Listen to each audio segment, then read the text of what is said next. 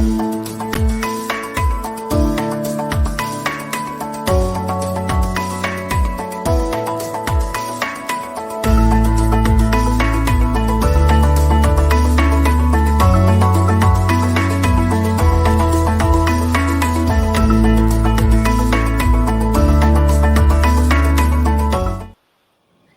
right. Hello, hello, hello. We have everybody in the house today. I'm excited, guys. For the first time ever, we have Instagram. I'm gonna look at you so I make sure I remember Instagram, TikTok.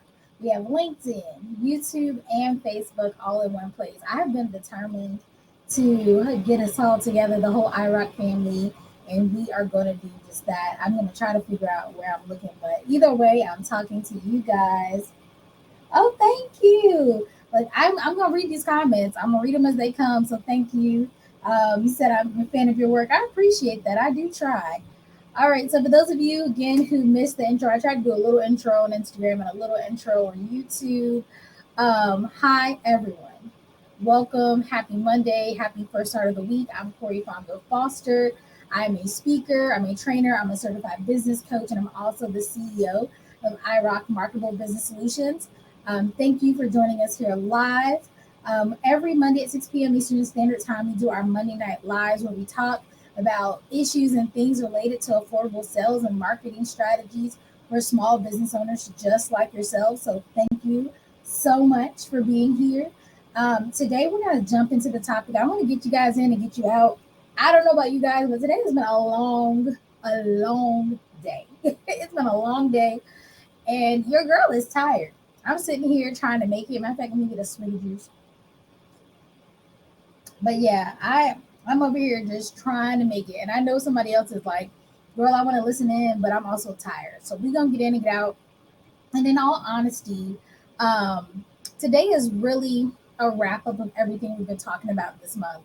We have been really focusing on the idea of it's the fourth quarter of the year. It's time to start planning and putting our house in order.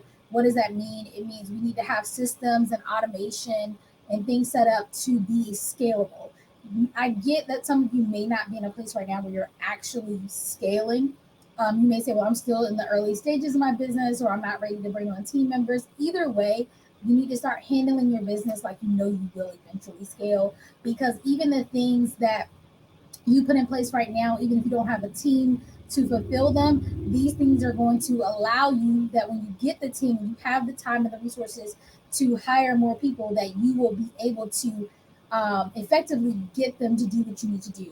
You'll be able to effectively delegate. I have a lot of clients who say, well, I don't have a team yet. And then when they want to have a team, they're like, I know I want these jobs done, but I don't know how to get them to do it. And they're waiting on me and I don't know what to do and things like that. We're trying to mitigate that by putting your business in a situation in which it is ready for scalability, but it also gives you the power of growing your business as you need to. So today's topic is called client-centric efficiency, and that's all about elevating your customer's experience and really, in all honesty, your whole overall experience as a business owner, your team, their experience as well. Because when your business can run smoothly, you're gonna have more success. You're gonna have better days because you're not every day starting from scratch, trying to figure out what to do, what email to write, what to post.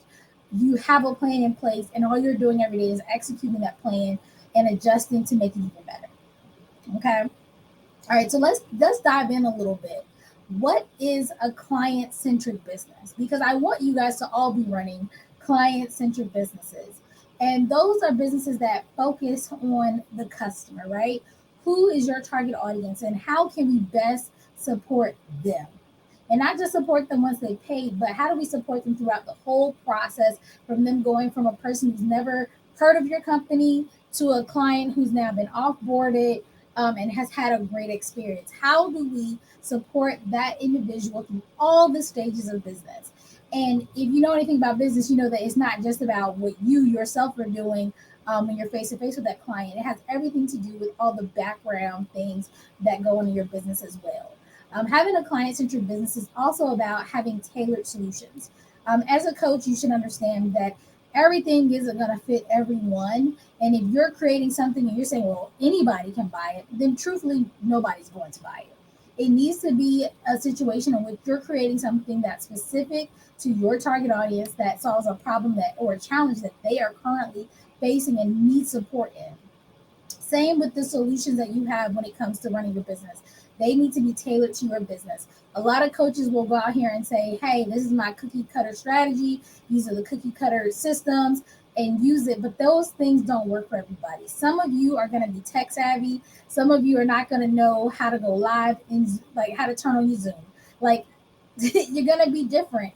And so for us to sit here and say that everything is cookie cutter means that a lot of people are not going to be successful. And so today we're going to talk a little bit more about how to tailor these solutions for your clients and for your team in a way that makes sense for your particular business. Having a client-centric business also involves communication. How are you communicating to the clients, prospective clients, and throughout your team members and people, even if you have like a nonprofit on your board, how are you communicating efficiently and effectively? And then also, is everybody engaged and happy? Now, I get there's no way to make everybody 100% happy. I would never work a job where every day I was happy. But overall, how do we make sure that it's a pleasant experience for you, for your team, for your clients, and for anybody who comes into contact with your brand? How can we do that? And so the first thing I want us to really look at is responsive services, right? This is being able to quickly communicate and solve problems or issues within our business. Now, when it comes to our clients, what does that look like? Well, how are we responding? How are we checking in with our clients, right?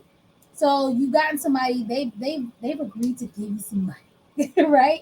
They've invested in a product or service. How do we make sure that we're checking in and not leaving them hanging? One of my pet peeves, and I'm sure I've said it on a live before, is when somebody gets my check and then I feel like they forget about me. Like, don't woo me, give me all the bells and whistles, all that one-on-one attention throughout the courting process of getting me to sign on with you, just for you to then pretend like I don't exist once my check has cleared. It is a way to get me to be like, I will not refer anybody to you. I might be trying to get out my contract, or even if I finish with you, I will not do business with you again.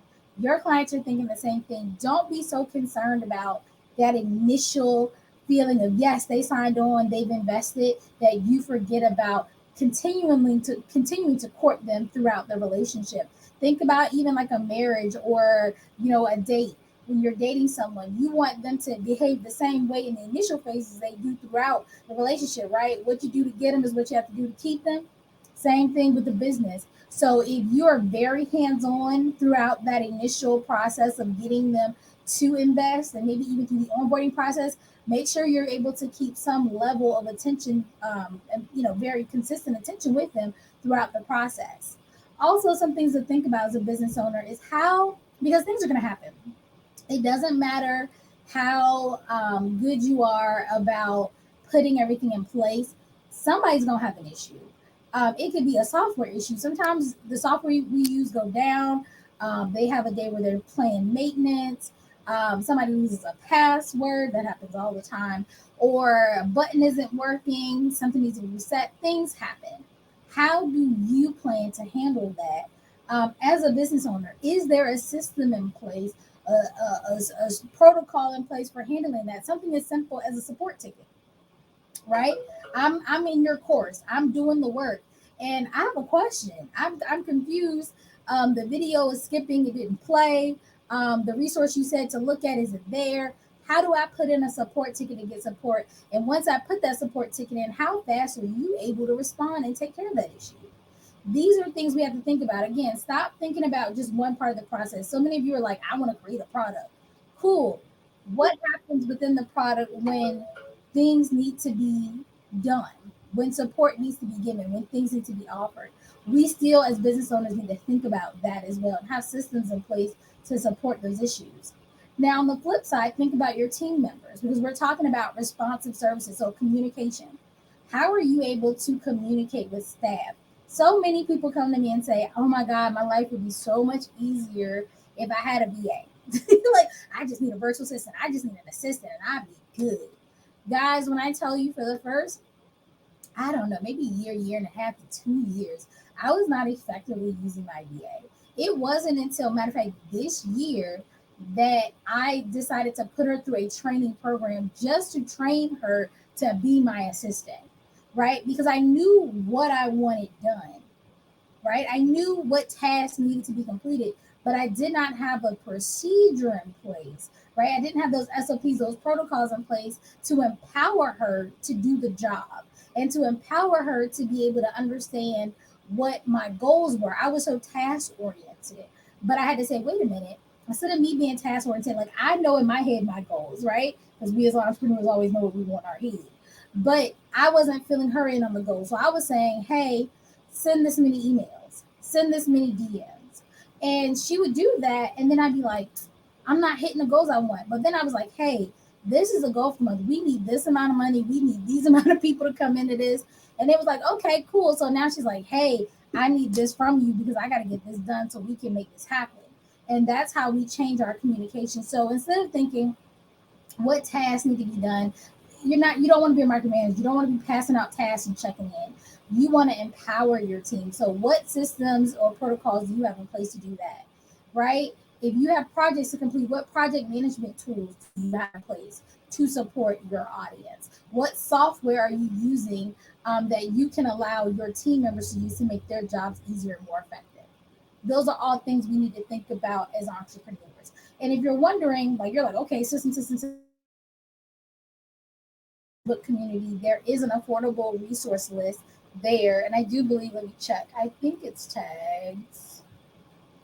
It's in the guide section. So you can check in the guide section in the private Facebook community and grab that resource because it literally breaks down the different types of resources and gives you some options to look at. Because again, not everything fits everyone. So I could sit here and say, I love Thinkific for courses. Well, I do, but only to a certain point and only for certain people at certain skills levels. Yes, like I said, I like Canva for editing, but if you're really good at editing, I don't want you in Canva because you can make some really cool stuff in some other platforms. I can say, okay, I want you to record on a DSLR, but if you don't know how to record on DSLR and you don't know how to put it on your computer and then edit the videos, it helps you not. So look at the list and see what makes sense for your budget, makes sense for your skill set, and makes sense for your business. All right, so moving on, another thing we need to think about within our business is consistency, right? Because the reason why we put systems in place, the reason why we have protocols in place is so we can have consistency. This idea of rinse and repeat. We don't want to do the same thing over and over, but have to start from scratch. Case in point, when you onboard somebody, you send them an email thanking them for coming on board and telling them their next steps. Ooh, excuse me, you should not be writing that email every time you get a new client. I don't care if you get a new client every day or once a year. You should not be writing that email over and over. That should be an email that is in a place, whether it's a CRM system or your invoice system or wherever, where immediately when that person fills out their invoice and their contract, they receive their next step email. Now, I'm not saying that you may not have to customize things here or there, but the bulk of this work should truly be done. It should be a rinse and repeat. Oh, thank you. I see you, TikTok. Thank you for the likes. Yeah, it should be a rinse and repeat situation. All right. So, what are some other things we can rinse and repeat in our coaching and consulting businesses? How we go about lead generation. So, I talked before about LinkedIn. A lot of people are like, okay, I want to go around LinkedIn, but I don't know how. The simplest thing that has worked for me is sending my target audience connection requests and putting in the notes, I would love to connect with you this year. Kid you not. Stop overthinking it. And I literally have a script where it says, like, let's connect. Thank you for connecting this year. And I copy and paste that and I send that in. And every time I do a batch of those, I get new connections. And then I have another script, right? That I can copy and paste. That's the next step. And it's like, hey, this is what I want to say next. And then it goes on and on and on. We do the same thing with our DMs. Now, I'm not saying you don't want to have organic connections. I'm not saying that you don't want to get to know people for who they are, but I'm saying this is a business and numbers are numbers, right? And so it is about volume at some point. And so, yes, there has to be a little bit of that rinse and repeat. There needs to be some scripts in place. Those are things that you probably have already been doing, right? You've been writing the same emails and messages over and over with your lead generation. Put them in a document that you can then share with somebody else so that they can do that for you. All right, because a lot of you are going to try to hire somebody to do your organic reach outs, and you're going to struggle because of the fact that they're not going to know what your audience typically says. They're not going to know the typical responses. They're not going to have the basic answers to the questions. Start cataloging your conversations so that when you do hand them over, someone else can see it. And again, now we have rinse and repeat. They're easy to follow steps. Same with your emails, contracts, your onboarding structure, templates, guides, scripts. All of these things are rinse and repeat. Resources such as videos. I don't know about you guys if you ever gone through therapy, but I always every time something comes up, they be like, "Oh yeah, I got a video. I'm gonna send you. I'm gonna send you a resource, right? I'm gonna send you this book, right?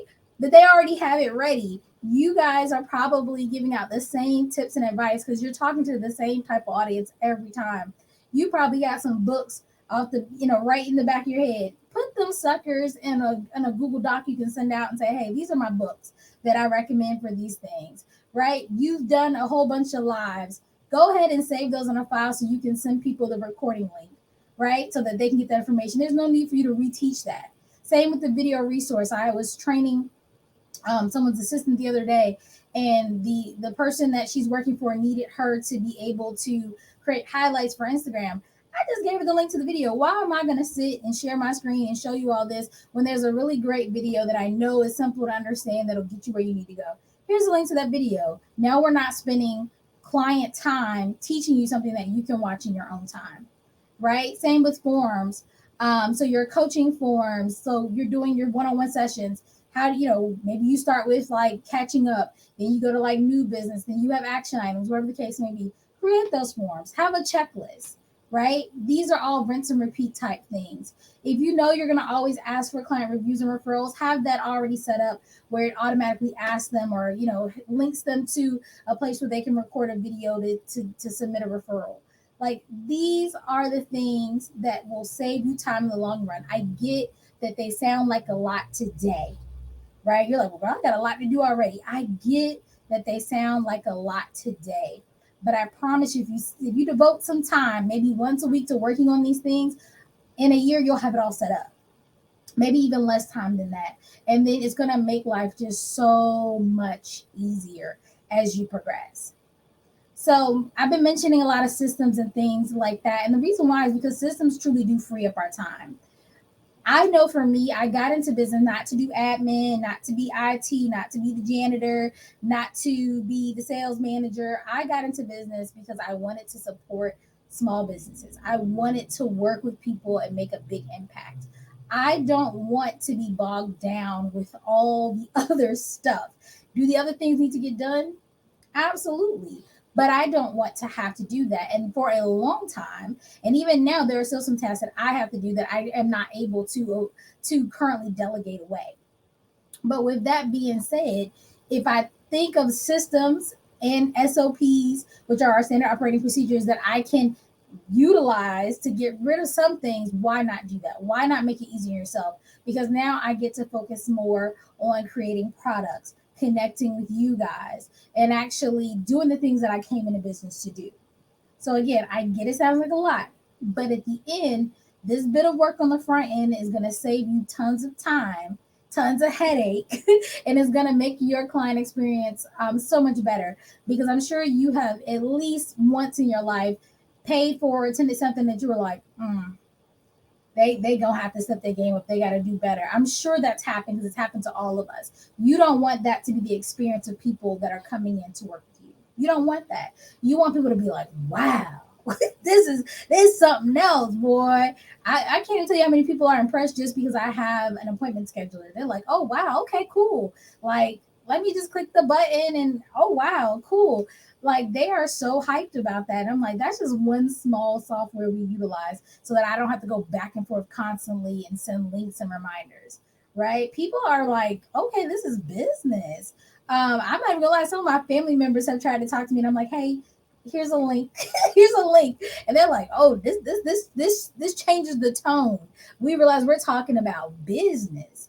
And so that may even help you guys when you have a lot of people trying to suck up your time for free, because people will do what people are going to do, right? They're going to try to get the most out of you. And they're not trying to be malicious. They're just trying to do what they got to do. They want the information. That's why a lot of you are sitting out here giving away things for free, right? But if you put things in place where they have to go through you like a business, they're going to treat you like a business. They're going to understand that at the end of these conversations, there's going to be an investment that's going to be requested, right? And they're more likely to invest because they realize that we're not kikiing, we're not friends. We are here about business, about growth, about moving our potential. And they respect that more, right? So sometimes we got to remember we got to show up like a business to be treated like a business, regardless if you're one person or 100 employees, right? We got to show up like a business. So I've been mentioning SOPs, those standard operating procedures. I do want to, before we go today, just touch on a few of those, because if you don't have these in place, these may be some places to start. I did a whole talk earlier in the month just dedicated to SOPs. I would suggest you go back and watch that. If you have more questions, you can always, guys, always put a question in the comment section or book a free call to talk to me. I'm actually going to be working on the links and on all of your platforms. Look, all the platforms. You will have updated links hopefully by the end of the week / the beginning of the month, so that you'll be able to easily access materials and things that I've been talking about. But when it comes to SOPs, content creation, how your content is made. I was literally talking to one of my clients today, one of my consulting clients, and I was like, hey, I'm making my content for 2024. Like, I plan to be done by the end of the year with like the bulk, like 90% of it. And she was like, how? I was like, because I know who my target audience is. I know the types of things I talk about. So why not go ahead and make all my 2D images? Why not go ahead and create all my blogs and articles around those? Why not plan my lives around those topics? Why not record those sessions and then upload them as part of projects? All I have to do is sit and plan it. I should know by now who my target audience is. We've been in business for a while. And then I don't have to think about it. My team will be cutting, chopping, editing, posting, and I'll still be recording some things in real time because in my niche, right, and especially the marketing side, there's always new technology happening, new things coming out. So there'll always be things that I'm going to add, but the bulk of what I'm talking about will stay the same. The strategies for business will more than likely stay the same. And so, for the most part, I can create all that ahead of time. So, maybe take some time for the holiday break because I know I have a lot of ed consultants. So, you guys are still in the classroom or in the schoolhouse. Take some time over the Christmas break and create all your content, or at least most of it, right? And then also create an SOP not for just creating content, but posting the content. I've talked before about the fact that we use an app called later.com. It's later.com. And that is what we use to schedule not only my content, but all of my clients' content. It allows us to see reporting. It allows us to schedule at different times on multiple platforms. And it's an ease. It's a great way. I actually was talking today, matter of fact, about like pricing, like why our social media is the investment it is. And I said, because with a VA, a lot of times you have to tell them what to write, right? You have to tell them what to do. We ghostwrite for you based on your niche and what your goals are, right? We create the content for you. And then on top of that, we post the content for you. And so literally, once we've been with you for a bit, you literally never have to look at your social media again, except for doing like your lives and again your engaging parts, and the rest of it's done in the background for you, right? You don't even have to think about it. That's already a system that's in place, and you don't have to worry about it. Moving on to other SOPs, emailing, right? A lot of your value emails you could be writing today.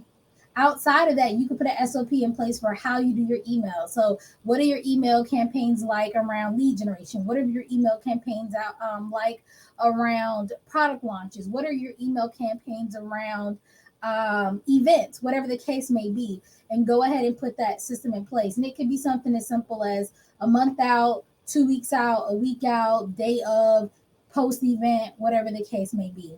Do you have SOPs for appointment setting, invoicing, funnels, reporting? A lot of you guys are making things and doing things and never going back to look at your reports. If you're posting on social media, you should be looking at your analytics. If you are taking any money in, right, you should be looking at your invoices, your expenses, your overhead, your profit margins. You should be looking at all that. If you're creating funnels, you should be looking at how good those are doing. If you have any pop-ups anywhere, the list goes on and on. you should be getting those reports and then adjusting as needed. But you need SOPs in place to tell you what frequency and how you'll be monitoring it, and what success means. What is the success markers, the metrics for understanding what success looks like for you within your business. So today, just to kind of recap, we talked about having a client-centric efficiency way of thinking about our business, right? A client-centric business, focusing on the customer, making sure we're tailoring our business to the customer and to our business needs, making sure we have great communication, making sure that our sales, our clients, prospective and current, and team members are happy and engaged. We've talked about making sure that the communication piece, that responsiveness is there. We've talked about making sure that we're consistent through rinse and repeat systems, and software such as SOPs and other affordable softwares that you can definitely check out in our affordables resource list. I know I gave you a lot today, but I wanted to make sure that we kind of wrapped up the month in a nice little bow. I'm trying to see here. We have one more Monday in the month, and I think I'm going to go back and look at all of our past talks and kind of see if there is anything else that I want to tag in. I think maybe we will do a little bit more focus on the actual platforms. I think that'll be helpful because I've been talking about platforms. So I think that'll be the majority of the talk we do next week. So definitely remember to come back Monday night, 6 p.m. Eastern Standard Time. And also, if you're not following us on TikTok, please do. There you go, camera. Please do. But thank you guys. TikTok showed up and showed out. I really am enjoying it. I'll look at the full analytics later, but I appreciate y'all. We got 565 likes on this live, so thank you. Instagram was in the house. Thank you guys. Look, Instagram was the most engaged. We got some comments in here, so thank you guys. Facebook, YouTube, y'all better show up and show out from next time, and LinkedIn. Y'all need to show up and show out. But I do appreciate each and every one of you guys. My goal for 2024 is really just to be more engaged. I want to be more tapped in to you guys. I definitely am not going to say that I haven't been, because I have. I will tap myself on the back and say, girl, you've been trying. But it's a lot of platforms and so it's a lot of people. And so that's why I'm doing so much groundwork right now in prep for the new year, so that my main focus can be you guys, you guys, and talking to you and giving you the most. And so please do engage. Let me know what you're looking for, right? Because I'm a small business coach, but I always tell people I specialize in affordable sales and marketing strategies, right? We do a little bit of business fundamentals, we do a little bit of scalability, but our bulk is about affordable marketing and sales strategies for small business owners just like yourself. So if you have something you want us to talk about, if you want us to dive into a specific topic or answer a question, I really do encourage you to let us know. Whether you want to let us know in the comments, I know some of you are more private and you send me DMs. I try to get to every single DM, every single email. So please do never be afraid to reach out, because we are here to support you guys. Like, this is what I'm here for. But again, shout outs to all of our amazing platforms if you're watching it live or the replay. Shout outs to TikTok, Instagram, Facebook, LinkedIn, and YouTube in the house. We will see you guys here next Monday, Eastern Standard Time at 6 p.m., right? Monday, 6 p.m. Eastern Standard Time. All right. Have a great day.